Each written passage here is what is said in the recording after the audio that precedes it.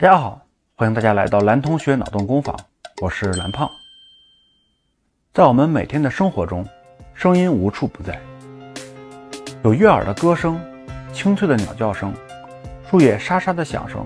和孩子们的笑声。这些美妙的声音让人心情舒畅、放松，对新的一天也充满了期待，也有利于缓解某些不良情绪，帮助恢复健康。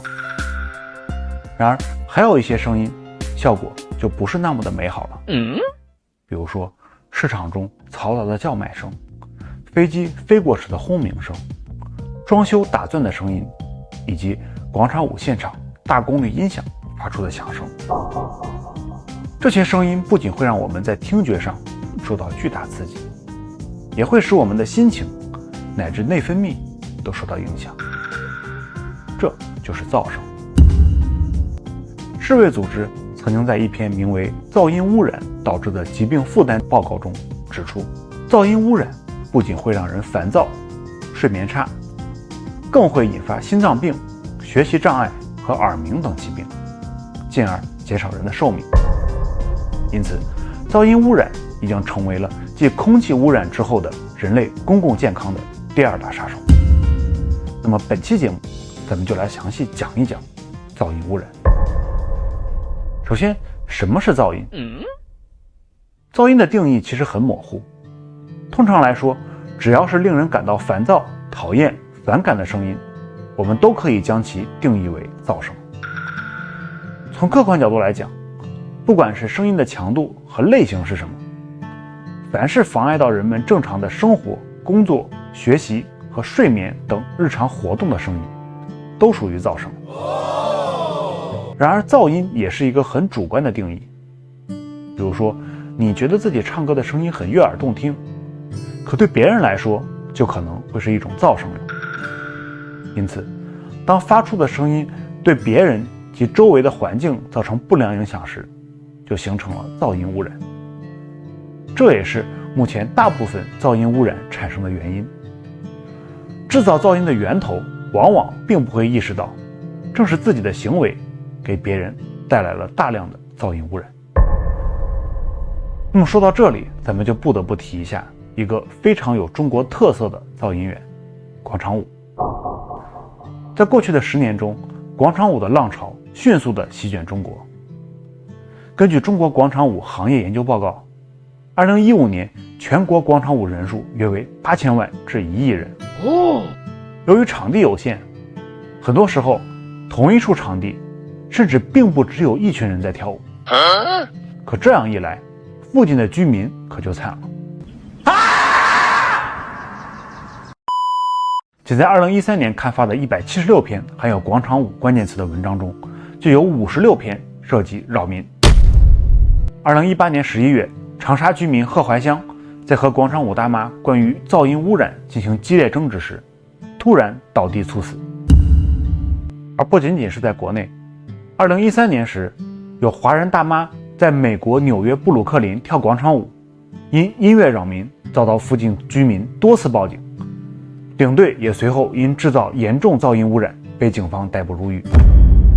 曾有记者用仪器测量，广场舞音响所发出的声音高达90至100分贝，以达到能够使人听力永久受损的程度。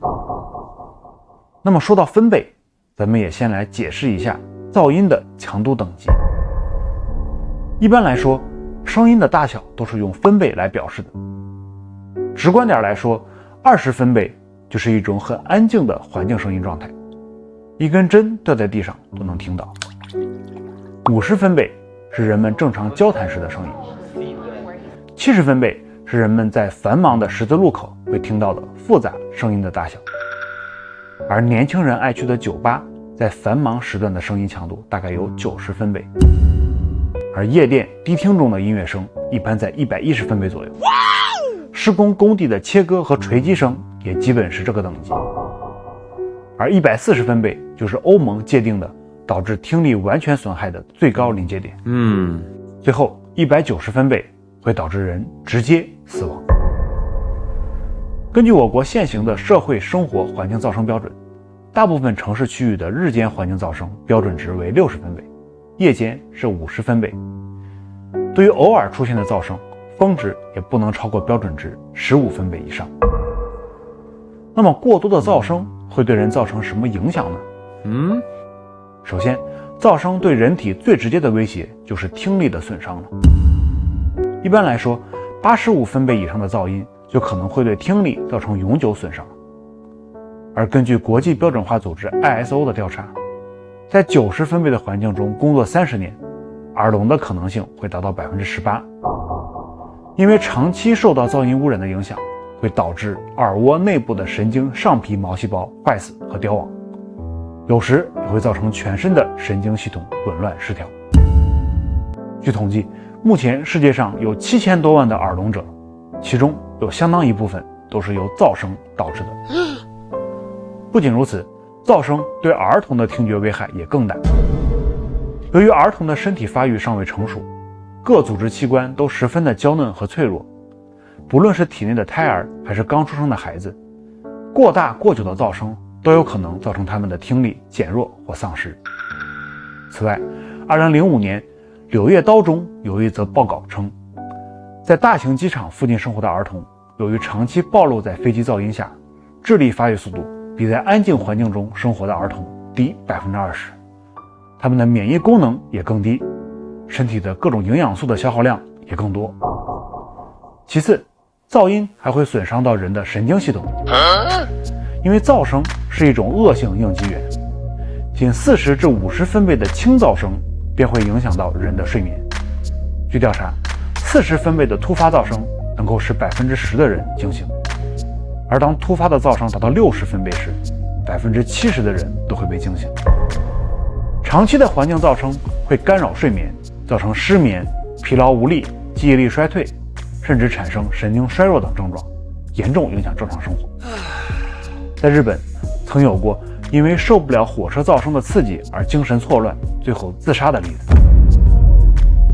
最后，过去几年的大量研究表明，长期生活和工作在噪音环境中也会增加患心脏相关疾病的风险。比如说，欧盟在2018年时展开了一项健康数据普查，受调查的对象高达100多万人。根据研究数据的结果，生活在法兰克福机场附近的人比生活在安静社区的人患中风的风险高出7%。此外，欧洲心脏杂志也曾经刊登过文章，报道了2000年至2015年期间居住在瑞士苏黎世机场附近的因心血管疾病死亡的近2.5万名居民的死因情况。文章称，由于夜间的飞机也常常会飞越这些居民的住所，机场附近的居民死亡率显著上升，尤其是女性。科学家们还发现，当噪音达到大脑时，会激活2个重要的区域，